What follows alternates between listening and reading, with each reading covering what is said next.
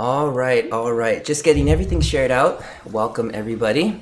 Just take another moment or so here while we get the group organized, and then we will be on our way. We've got a really interesting topic today. I'm hoping everyone gets a little bit out of this. It's going to go by pretty quickly here. We are going to be talking about some topics that might be very foreign to a lot of people, but I think it can be very informative in the way that it will allow us to challenge the way we think, challenge the way we do things, and potentially for the better to get to our training objectives and that sort of thing. So I think that will be all in the positive. So we got to make sure we've got all our riders with our beacon here. Let me see if I can wrangle everybody up, and then I will start our talk here in just a moment. But thanks for everyone who's joined us. Let me turn on our feed here. We got to make sure we've got all our... Just got one message to go. Excellent, that'll work.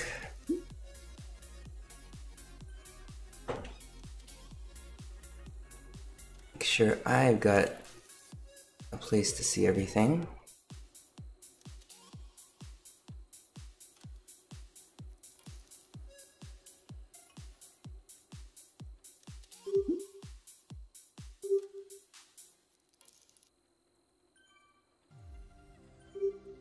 Okay, looks good. Slowing. All right, looks like our group is slowing in game here. I've got blame it on the Ev. Nice, very nice. Okay, let's switch this on over to our slides. Looks like we've got audio running. Looks like we've got audio through Discord. We've got messages through Zwift Live. All right, here we go. Welcome to In the Feed Zone. My name is Jason Flores. I go by JFlow here on Zwift. So if you see me on course, definitely throw me a ride on. I'd love to throw one back, get connected. So welcome again and good morning to everybody. All right, so a quick medical disclaimer that the only purpose of this live stream is to educate and to inform, and there's no substitute for professional care by a doctor or other qualified professional, and it's provided that the understanding that it does not constitute medical or professional advice or services. The goals of the live stream today are very simply to present current articles in the media covering food and hydration and how it relates to endurance sports, and to open a dialogue for viewers to ask questions, to get advice, or to talk about their experiences.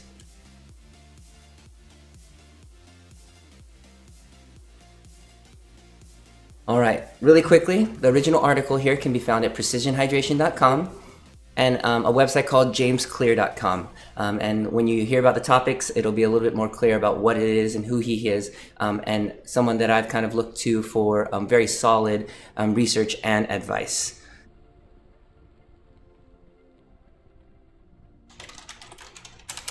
All right, so our topic today is how to stick to your nutritional plan and a primer on what's called intermittent fasting. I'll kind of really go deep into that as we move along. If you haven't heard about it, I'm going to try to whittle it down and get us some good information today. All right. All right, so how to stick to your nutritional plan and a primer on intermittent fasting. Here are a couple of things that we're going to be covering today. One, the importance of food preparation. Two, a typical week as an example. I'll use my week and a lot of my athletes' weeks. The optimal meal frequency, and to snack or not to snack. And as far as intermittent fasting, what we're going to cover is what is intermittent fasting, and why. Why would we use intermittent fasting? How does it work? And then we'll be covering the benefits of intermittent fasting, the examples of different intermittent fasting schedules, and then we're going to be taking a look at some frequently asked questions. And the whole time, we are up on Zwift Live, so if you have any questions, go ahead and type them in there as we go. I'll give a chance to Discord to be able to open up and answer questions on that end as well. So we'll have that opportunity at the very end here. So, starting off with the importance of food preparation.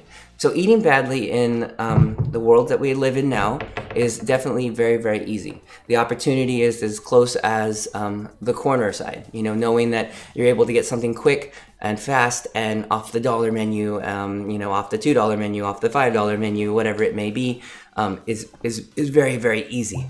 Unfortunately, these choices are very unhealthy, and again, not very far away. So, and the price point definitely could be low, but the nutritional content, caloric input, or how much calories it has, may be very, very high. But in fact, that for the price, the nutritional quality can be and will be very, very low. Of course, it is very quick and convenient and can be used in a jam, and I'll talk about how that can be used towards the end of this half of the talk today. But it's vital to do a bit of planning and preparation in order to make this really work. The next slide here. All right, so what we need to do is we need to think about our schedule over the week. Very simply said, but kind of hard to do, but we actually do this a little bit already. A lot of us get into Zwift.com/events, we look up the team ups, we look on the event module and find out what rides are we gonna do that week. In the same way, we need to take that time to set aside to figure out what are we gonna eat this week. It takes a lot of thinking out of every day once you've put a little bit of thought in at one time.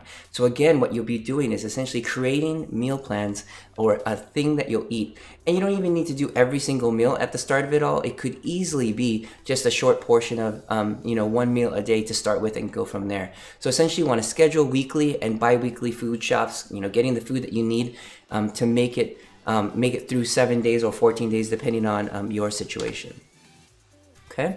So I'm going to give you a quick typical week example for me, myself, a lot of athletes. You know, it's a 5-day work week, typically work anywhere from 8 to 5 with a lunch there in between.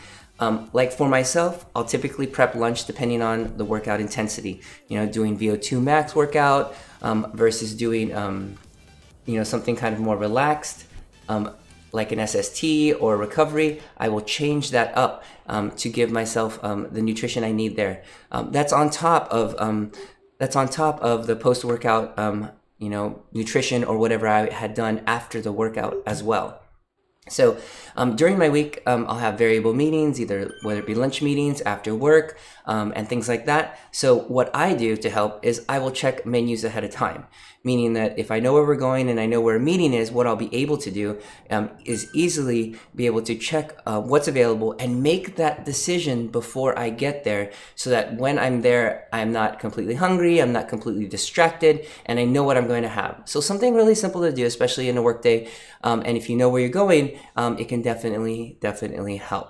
So something to think about that, and then prepping lunches for the day, or at least prepping what you're going to eat. Write it down, put it in a calendar, whatever it takes, so that you know that you don't have to make that decision later on of where to go and what to do. I think can make a huge difference in your ability to stay on and stick with a plan or your plan. All right, so take the time, like I said, to prepare the meals, and including the snacks in advance. Identifying places where you can source quality food that fits into your nutrition plan and your training plan. And for the times that you may not be carrying prepared food, you want to take that opportunity to have that available so that you can go to. And I'll give you a couple samples that I use, that I recommend to athletes, as well as that were listed here in the article that was covered here at the beginning. So, like for example, one of the days that I use to prep is actually in the middle of the week. Weekends tend to be really difficult with family time and that sort of thing. So really, the time that I use is in the middle of the week, and it's my rest day, which is Thursday. And I use Wednesday night because I work out in the mornings, and then Thursday to meal prep for the whole week. And then because weekends and family outings are pretty focused or pretty difficult, what I do is I focus on the quality of food that when we're out and eating, but still allow indulgences and that sort of thing, and know that things do balance out. The thing about indulgences, of course, you always want that whatever thing you want, and to a certain extent, you should definitely allow yourself that and not completely, tie yourself down and make it so that you can't have any of those things that you would really enjoy. You know, having those things in a social setting can definitely have its place. But don't forget, you do still have the rest of the week, you know, the 5 to 6 days that you're on, you know, work and that sort of thing, and on your schedules per se. All right, so moving forward, you want to treat your nutritional plan and preparation very similar to how you would do your training. We spend plenty of time, you know, like I said, figuring out when we're going to ride, what time we're going to ride, what ride we're going to ride, what we're going to wear, all those things. And so with that, you could use those same sort of times, or in that same time, to kind of hopefully plan for what you're going to be eating.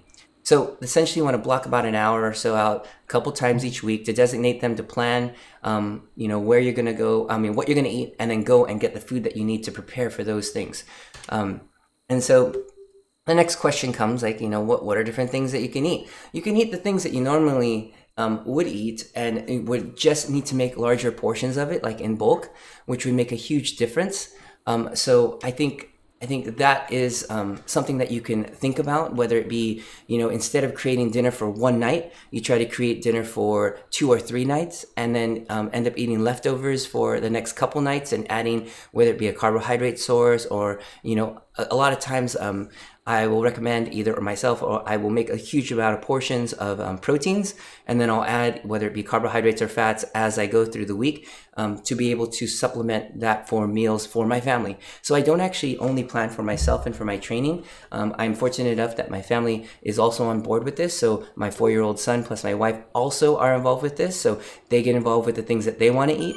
And then they're able to have, you know, parts of this, or to be able to enjoy their meals as well, depending on what they're looking for. But we have the same base protein. So starting with that and planning through a week gets rid of a lot of thought with, you know, for my wife to be able to know what's coming up and what we need to get. And then for my son, it's something that's predictable, that he knows that what we're going to have, and we can kind of work it up and say, hey, we're going to have this, you know, what do you think of that? And it definitely can fire him up. So it works for all ages, as far as like planning and looking forward to having something, or knowing that something is at the end of the day waiting for you, and taking that, I guess, decision making out of your day can be a huge difference, and make it a whole lot more comfortable, as far as being able to just come home relaxed and just you know, have a nice meal with your family, for example, or at lunch, and be able to just sit back and relax, and not have to rush out to figure out, what am I going to eat? Does it fit my my plan, and is it going to help me stick to what I'm doing?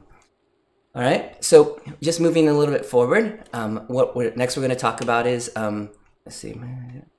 Oh, and so let's see, typical week. All right, so one last thing. So for the majority of people that I work with, or that we all work with here at OD Zwifters, the approach will be equal to, or not greater, to benefit their health, body composition, and performance of their training sessions. So essentially this is all these things will move towards the targets that we have, to whether it be lose fat, to be healthy, and to be as strong as we can on our training sessions. So these all definitely meet our goals. So definitely trying to keep a plan is to our advantage. Okay, so optimal meal frequency. So in truth, there's no absolute clear answer of how often we should eat, but the one that suits each rider or each person is the one that suits your preference and timing per day, and allows you to stick to a good nutritional habits on a long-term basis. If starving yourself for hours and hours on end, and, you know, going to meetings back to back, you know, and not getting a meal in, and all of a sudden, you know, gorging on whatever is available is where you're at, you need to find something that works. And I do have an option that may work for a lot of riders here today. So whatever you can stick to is what is found in the science, is what works. Something that you can continuously do and repeat every single day, every single week, can make a huge difference. So traditionally, as we talk about snacking, it's been viewed as bad or as a dietary habit. But in fact, if you know what you're snacking on and what you choose, it could actually be something that can help you. And again, we're going to be talking about intermittent fasting, and I think that's where this can come into play. And so having a good understanding of what a quality snack is versus something that we don't really want to have is what we can establish. And we could also help it to starve off some of the other issues or hunger otherwise.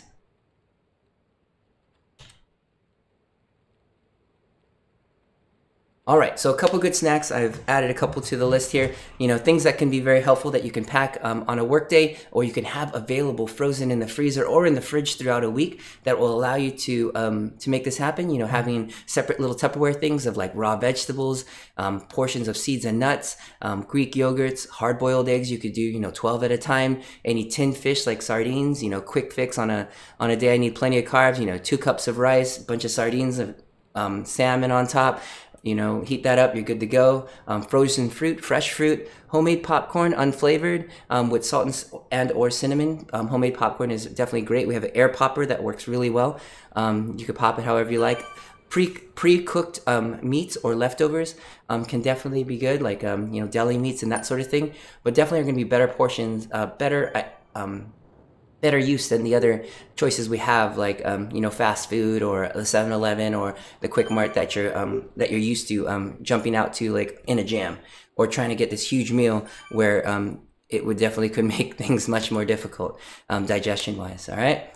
So we're going to quickly move over. I'm going to transition. I'm going to try to take a little extra time on this if this is something new. A lot of my riders do this now, or they've heard about it and they've wanted to do it. And I've also had a lot of riders that are very, very successful with this sort of thing. And so what we're going to be talking about is called intermittent fasting. So we're going to talk about what it is, why it is, or why it works, how does it work, the benefits of intermittent fasting, examples of different schedules, and then some frequently asked questions that I've come across as we started. So this isn't by any means a complete overview of exactly what to do and how to do it, but this will get you started and hopefully turn some gears to give you an idea of what you can do that will hopefully have you trying this to see if it can meet your needs. One of the things that I want to think about is it's not a diet. I'm not asking you to change anything you eat, but I'm asking you to change the pattern that you eat. A lot of times we wake up in the morning, let's say, and you know, conventional social pressure says you must eat as soon as you wake up. And a lot of times I'll ask riders, are you hungry when you wake up? Like, let's say before a training session? And a lot of times no, but we've been told that we have to eat something. And I'll talk a little bit about how we can get around that as we move forward. So essentially, this intermittent fasting is a way of scheduling your meals so that you can get the most out of them. You know, essentially the minimal amount of dose to get the fuel in that you need to run your day, to run your life, and to enjoy your time. So it doesn't change what you eat, but it just changes when you eat. So on this first level, this primary level, we're not asking any foods to be changed. You can eat exactly what you're eating now, but make the changes of the schedule that we're going to be talking about, and you can get gains. As you make changes to what you eat and make them, let's say, more healthy, or choices that are more nutritious or that meet your training and nutrition goals or health goals, you can definitely make a dent in a lot of other things as well, and very quickly, if I don't say so for myself. So a great way to get it's a great way to get lean out without going too crazy on a diet or cutting your calories down to nothing. And a lot of times people do that. What they end up doing is they end up cutting their calories way down, and people end up starving essentially. And yes, there are studies that show that starving can help XYZ, but the thing is, you end up being tired. You end up being, you know, the caloric count being so low that the metabolism ends up dropping. So most of the time, what you'll want to do in this setup is you'll want to try to keep the calories pretty much the same that you normally eat throughout your day. Let's say it's at 2,000 or 2,500 calories, but you'll want to squeeze it into this intermittent fasting window, which I'll explain here in the next slide. So it's a good way to keep your muscle mass because you still have the calories on, but you'll get the leaning out that you're looking for because of the fact that you're going into what's called a fasted state. All right, so first thing, you know, what's the fasted state? We need to understand the difference between a fed and a fasted state. And so what it is that when you have a meal, your body is in the fed state when it's digesting and absorbing. This takes about 2 to 3 hours, actually a little longer, 3 to 4 hours to make this happen. So let's say you have a meal at let's make it at night. Let's say you have it at 6 p.m. You're looking at 7, 8, and 9. So you're looking at until 9 p.m. having a meal at 6, that you are still in quote unquote the fed state, meaning the food is still in and it's digesting and absorbing in your body. The second stage is called the post-absorptive state, or just after essentially the fed state, which is about 8 to 10 hours in length after your meal. So you're looking at, if you had a meal at 6, you're looking at 9, 10, 11, 12, 1, 2, 3, 4, 5. So until 5 a.m., your body is actually still digesting food and absorbing all of those nutrients for about, let's say, 12 hours after you eat. Okay? So, but something kind of miraculous, but genetically or biologically programmed happens after 12 hours. You actually go into the fasted state. And what that is now your body has used all the food that you've digested at that 6 o'clock meal. And now your body is moving over to its own body stores in order to fuel itself, which is the fat on board. Fat is the primary, when nothing else is on board, there's no immediate food from the 3 hours of feeding, absorption, and after that, that 8 hours or so of post-absorptive state, then you're looking at you're looking at it moving over to fat to burn. And so this is where people start talking about, fasting and fat burning and all those sort of things. So rarely, very rarely does our body spend any time in this window after 12 hours. So for a lot of people, let's say you get home and you're doing like 8, 9 o'clock, even up to 10 o'clock a dinner, you're waking up another 10 to 12 hours and you're eating again. Your body has never gotten to this fat burning state. So people that I work with or people that I even know rarely make it to this normal, even on this normal eating schedule of like, dinner at 8 or 9, breakfast at 8 or 9 the next day. That's only 12 hours in between. Your body never gets to that. So really making a dent on burning fat or trying to quote unquote lean out or get more lean or keep more muscle isn't really happening at that time. All right. So the benefits of intermittent fasting, it can make your day a whole lot simpler. It provides simplicity to my life, to my athlete's life. It allows me to eat and plan one less meal a day. Let's say you're eating two meals and some snacks. Quick, easy. You're able to kind of get it all done and planned. It also helps you live longer. It activates many of the same mechanisms for extending life, just as calorie restriction would, but without all the other side effects of starvation. Intermittent fasting may reduce the risk of cancer. Still up for debate, but early reports are looking very, very positive. And it's much easier than dieting because, again, we're not changing what you are eating initially, but it's remarkably easy to implement once you get over the idea that you need to eat all the time. So I'll answer some of those questions that a lot of people ask. So question is, how do you do it? So here we go. There's 3 different types of schedules that we can look at. There's the daily schedule, the weekly schedule, and the alternate day schedule. So a daily schedule is a 16-hour fast followed by an 8-hour eating period. So like I talked about the 12 hours that we went through. We had a dinner around 6 o'clock. You're looking at 6 in the morning being 12 hours, 7, 8, 9, 10. You're looking your first meal at around 10 a.m. When you get into the office, or your first break of the day. So you're looking at around 10 o'clock. And you can change this. Essentially, it's just, you're looking for 16 hours. You can move it around, move it forward. You can move it so that your 16-hour ends at your lunchtime at 12 o'clock, and that's your first meal of the day. But you want to then open an 8-hour window from, let's say, 12 o'clock, if that was your lunch, till 8, to give yourself time to eat your meals and get all those calories in during that 8-hour period. And then that 16-hour rest time, which will allow you to, your body to essentially rest, digest, absorb, and get into the fasted state. The other ones, other schedules that are available are weekly, which is once per week. You would do a 24-hour fast.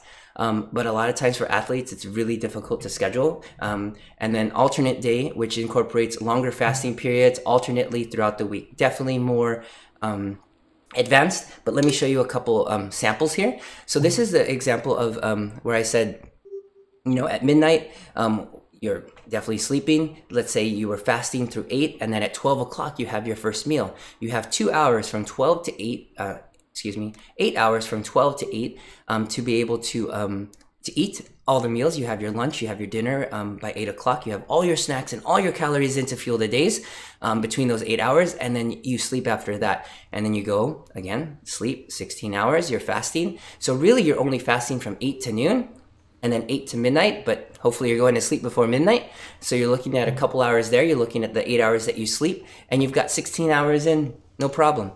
I'll quickly go by weekly. Essentially, it's just one full day. You'll go from, let's say, dinner to dinner, which seems to be the easiest for my athletes. They'll take a rest day, and on the dinner of, let's say, Monday in the first example there, this one is actually lunch to lunch. So I recommend dinner for dinner, but either way, in this example, it's at lunch. They eat their last nice full meal, and they'll actually fast all the way to lunch the next day. You can do that for dinner to dinner too. 1 day a week. You would need 1 day a week. Coffee, tea, water. Coffee, tea, and water for those 24 hours. And for those 24 hours. And in those mornings, as you start to adjust in the 16-8 schedule as well. Alternate day is every other day doing 24-hour fast. These are for athletes, typically not for athletes, excuse me, but more for kind of off-season things when you're looking to make sure that or your goals are more focused on your body composition versus your racing and training. Okay, so again, I'll go back. The schedule that can work for a lot of us as athletes is a 16-8. You would go 16 hours without eating, and then you would go 8 hours. Looks like we've just have a couple minutes here left in the module. I've kind of taken all the time, but we can keep the live going. So some frequently asked questions is, I could never skip breakfast. How do you do it? So most of the worries are due to the fact that it's been pounded into us by companies that we need breakfast. The science just doesn't support it. Remember, breakfast isn't the first meal that you eat when you wake up, but it is the meal that breaks your fast after an evening of sleeping and or fasting. So it could be at lunch. It could be at the lunch time, and it could be it could even be breakfast foods, which I enjoy having, breakfast at lunch. So, and then the other question that I get is, I thought you're supposed to eat every 3 hours. Here's the thing. The calories that you burn in the course of a day are proportional to the size of the meal that your body is processing, what you're putting in. So it doesn't matter if you get your calories in 10 meals or in one huge meal of 2,500 calories, you'll end up in the same place as far as your body processing it. And that is definitely hard in the science. Not saying one calorie is better than another, but in the end, eating every 3 hours, all it does is continue to keep you in that fed state every 3 hours and never allow you to reach those goals. So eating every 3 hours never puts you in the fasted state to ever use the fat that you have on board to burn that, and it never gives an opportunity to do that. So it's very, very important.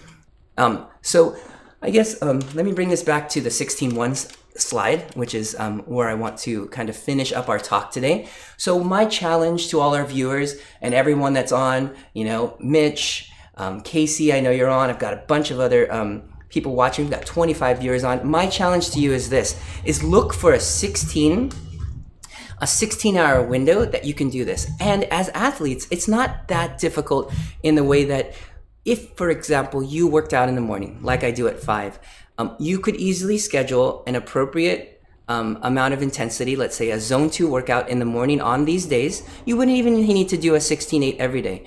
On those days, you'd wake up and do a fasted workout. And we've all heard about this, but we don't quite know how to do it. So the question becomes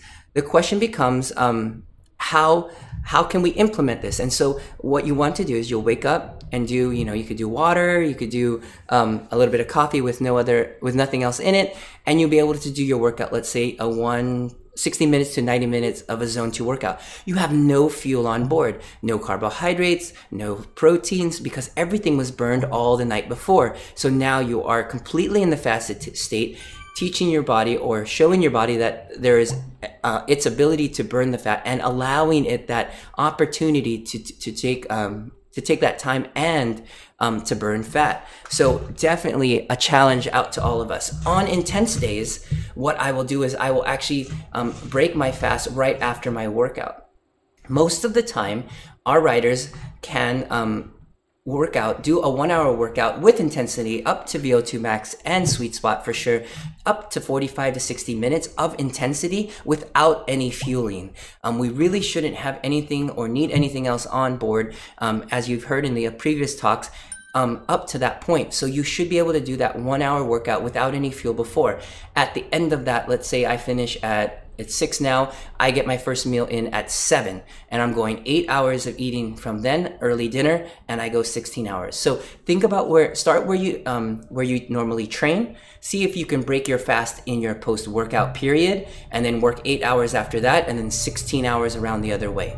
So definitely really tough, but this intermittent fasting definitely can help you reach your goals, allow you to the freedom of eating during that 8 hours of as much as you'd like to be able to get the calories in, because now there's a shorter window of getting food in, simplifying your day to making one less meal in the day, and allowing you to time your post-workout and your recovery fuel to be right after your ride versus having to wait until lunch, let's say, to eat during that time. Okay, I have a couple minutes for any questions anyone has. I've got Discord, and I'll pull up anything there. I know we covered a lot, and it was just something I was really fired up about. So if anyone in Discord has questions, you could fire those up, and then I will check on social media here. So Jason, on the daily option, is that 7 days a week, or is that couple days a week? So it's really up to you. So let's say your work schedule allows you to do this 5 days a week because it's very structured and that sort of thing. I would say do it for the days that you're at work. Or let's say your weekend schedules are really hectic because you've got family, you've got racing. I'd say you do it the 5 days during the week and be a little bit more open and open those windows up on the weekend because you're with family or you're doing different things and different times. So wherever you could put the structure in is what I would recommend people to put those 16-hour windows in. So I've got let's see, a couple comments here. Thanks for everyone that's on board with us today. We've got 23 viewers on board. I'm pulling everything up. People to put. Okay, let's start at the beginning here. Thanks for everyone joining us. Andy, thanks for joining us. Dana, good to see you. Adam, good morning, good morning. Martin from my In Real Life team, thanks for joining us, buddy.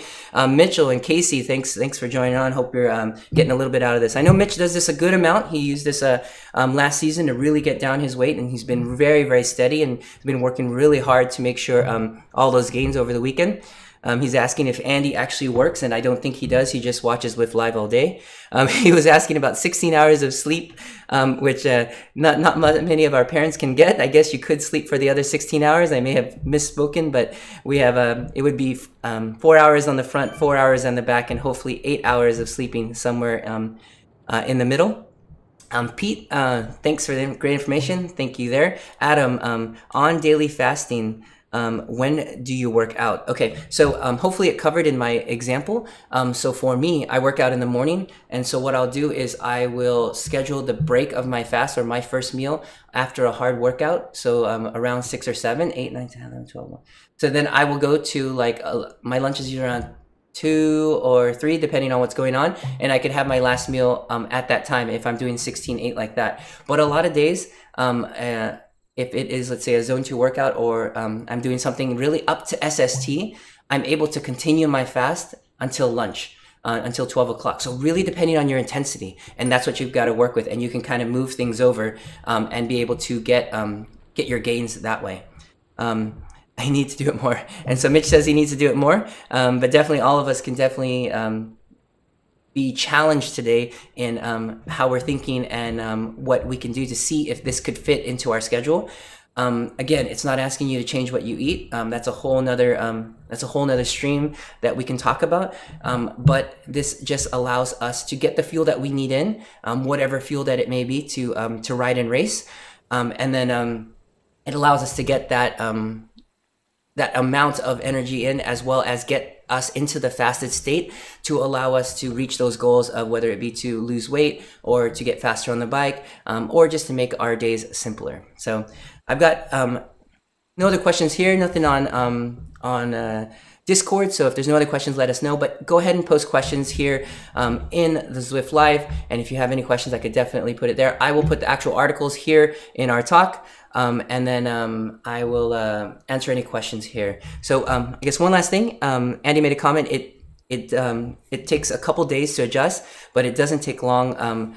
It does not take long not to have hunger pangs in the morning. So it does take some adjustment, obviously, and adjustments in the meals. The last meal that you have at night is key there, Andy. So making sure you load up on that last meal then before you go to sleep is important, so that when you come in the morning, so then you can gauge. So let's say you had kind of a lighter meal, it wasn't so protein heavy, you may find yourself hungry the next morning, and you could dial that in, meaning I need to make sure I get more protein throughout the day in that 8-hour window so that when I wake up in the morning, I'm not as hungry. So that's the key, but very good comment. All right, so remember, original article at precisionhydration.com. Check out their website. They've got great tips there about food and hydration on and off the bike. Check out jamesclear.com. That's where a lot of this primer information is coming from for intermittent fasting. It's got a whole rabbit hole full of information there. If you have any questions, reach out to me. But thank you for joining us today. And this is Jason Flores from Zwift Live and Team ODZ, and I will see you next week on and in the Feed Zone. Have a good day.